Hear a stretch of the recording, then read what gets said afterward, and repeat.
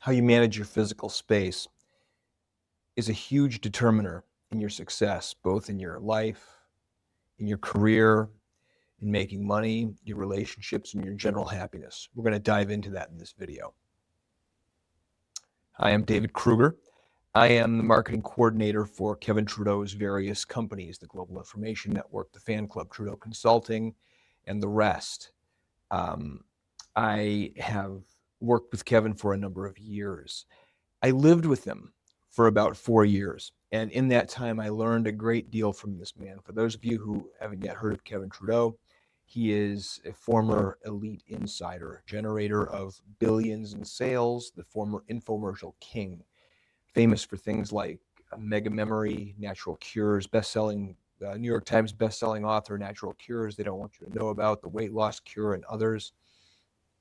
And he's the founder of a private club called the Global Information Network and the author of Your Wish is Your Command. It was it used to be an audio series. It's still an audio series, but is now a best-selling book. So Kevin's done a lot of stuff. And what a lot of people don't know about him is that he was inducted at a very young age into an elite society called the Brotherhood. I know this sounds a little hocus pocus and sounds a little goofy and it sounds like made up crap. Trust me, it's all true. The wealthiest, most successful people in this world are part of organizations, fraternal organizations, and brotherhoods. Think about Yale University Skull and Bones. Think about Bohemian Grove. Anybody who's on YouTube has certainly heard of the Bilderberg Group. All of these are associations of, it's the club, it's people helping other people. And they have certain knowledge about how the world works, about how energy works. I mean, look, when you see people who are controlling the biggest industries in the world, there's a reason for that. There's a reason that they are them and the rest of us are the rest of us. So I had an opportunity to spend a lot of time with Kevin. For 4 years, we lived in the same house. The reason for that, let me just tell you how that came to be, and then I'll tell you what I learned the day that he moved in about managing personal space. And this is something right from someone who has run the world virtually. Kevin he went to prison for 8 years. He got into a dust-up with the Federal Trade Commission, and this was largely due to him leaving the Brotherhood. There were people pulling the strings behind that. You can look up his entire case, but he ended up in jail for contempt of court. The judge held him in contempt of court for not paying a $35 million settlement that he just didn't have the money to pay. No one has ever done a prison stint for contempt of court. I think the next longest prison stay incarceration for contempt of court was less than a year. Kevin was there for 8.5 years. There were no real charges filed. That's another story. He was coming out of prison and needed to be in the Chicagoland area. I'm in Schaumburg right now. And there was an opportunity there. He was working with me. I moved to Chicago. We rented a house in the suburb, just a plain old house in the suburbs, and moved in. Now, I moved in first. Kevin was living, right when he got out of prison, he was living with a friend of mine, Josh Novi, another member of the exclusive club, because Josh lives in Chicago. He's born and raised in Chicago. He was always here. And so Kevin very quietly got out of prison and was staying with Josh. And he was going to move in with me. We were, building up the Global Information Network. And so we were working together. It was going to be very synergistic. And I secured the house and moved in September. Then we had to file. Kevin was still he was still in custody. The Bureau of Prisons had the ankle bracelet on. And so when he wanted to change residences, there was a lot of paperwork that had to be filed. It took a couple of months. So I moved in, got the house. And, Kevin and I were working and, doing everything that we could. I drive the 15 minutes to Josh Novi's house. And so finally we get him transferred. And I remember the day he came walking in the house. Comes walking in the front door. And he's got what he would call his prison clothes on. He was just in a t-shirt and sweats and had a baseball cap on. And he walks in and he's looking around. And he's doing all of this. And he's looking under things. He's opening closet doors, opening drawers and looking in everything, going all over the house, down in the basement, kind of like when a dog goes into a new house and it goes around sniffing everything. It's what it made me think of. And he's just getting a feel for where everything is. And then starts reorganizing. Didn't want, things in drawers that didn't need to be in drawers. The bedroom that he took over, he took the closet doors off of it, took them off the hinges, put them in the garage. so that he could always see what was in his closet. And he said, David, you have to have awareness and command of your physical space. If there is a drawer, if there is a closet, and you don't know what's in there, it causes confusion. It causes a confusion in the brain and slows you down and slows you down and creates a brain fog. So you want to have an orderly environment. We kept a real orderly house. There wasn't clutter laying around. We cleaned things up quick. If we had a bunch of packages come in from the mail, I mean, we went through that stuff throughout the excess, and everything was nice and neat. I remember him asking me too. He's like, "Why haven't you done anything with this house?" It was exactly as I moved in for 2 months. I didn't, it was fully furnished. It was an Airbnb, and we went and negotiated with the guy, and so we were able to move right in. And I said, Kevin, you may have forgotten you've been talking about moving to Florida for the last couple of months. Kevin was very involved with a spiritual guru at the time and was saying, we might want to relocate right away to Florida to be closer to where she was. And so I just it was in a holding pattern that didn't end up happening. And, we really settled in to the house we were in. It's funny because the thing was already furnished and we ended up replacing half the furniture. And I'm still in that house to this day. The landlord's a great guy. Rafael, if you're watching this, love you, buddy.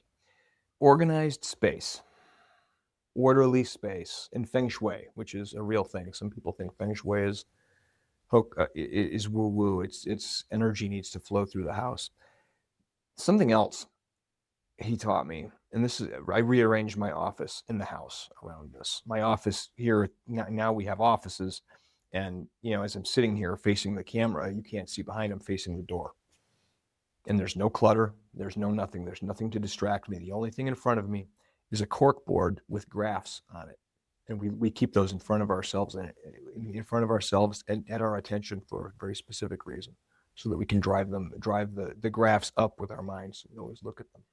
Other than that, it's a white wall. I don't look at anything else.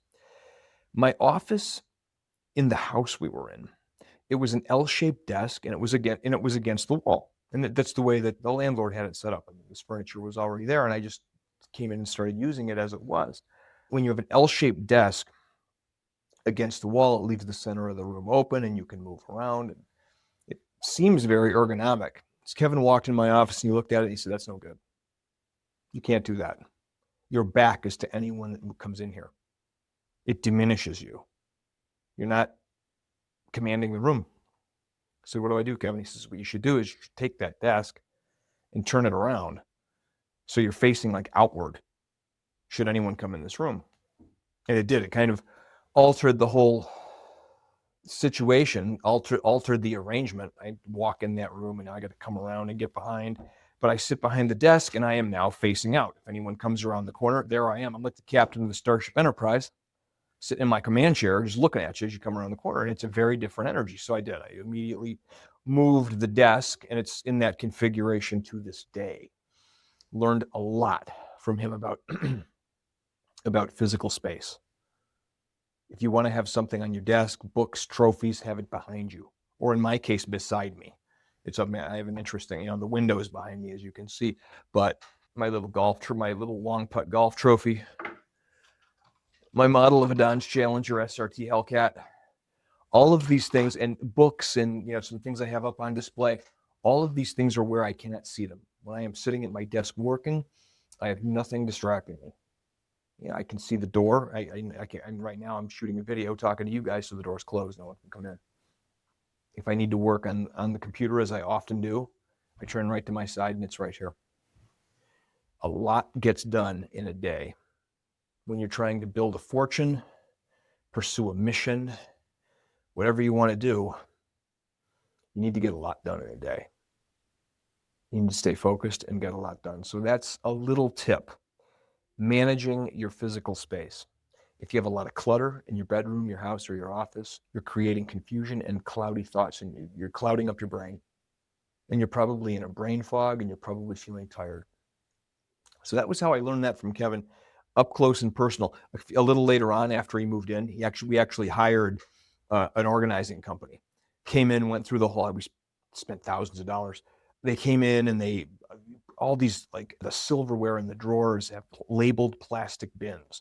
If you open up the cupboards, You know, the spices have like their own bins that are labeled, and it's pretty awesome. So the closets, everything. I can put twice as many. You can put twice as many clothes in your closet. They separated it, and laundry baskets. It's really something else. There's organization is one of those little keys to success.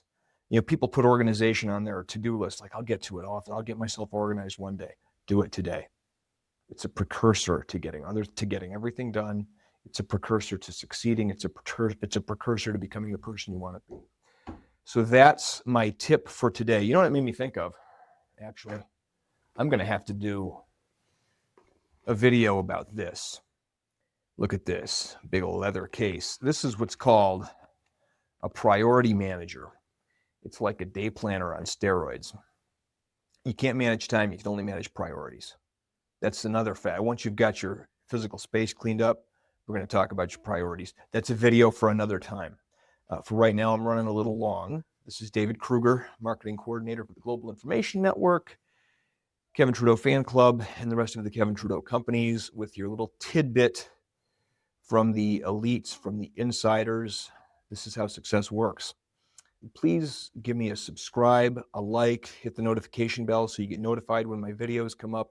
If you have any questions, if anything wasn't clear, if you would like me to do a video on a specific subject, please comment below. I would love to hear your comments, and I try to respond to all of them. I'm getting better about that, guys. Until next time, I love you. I'll see you then.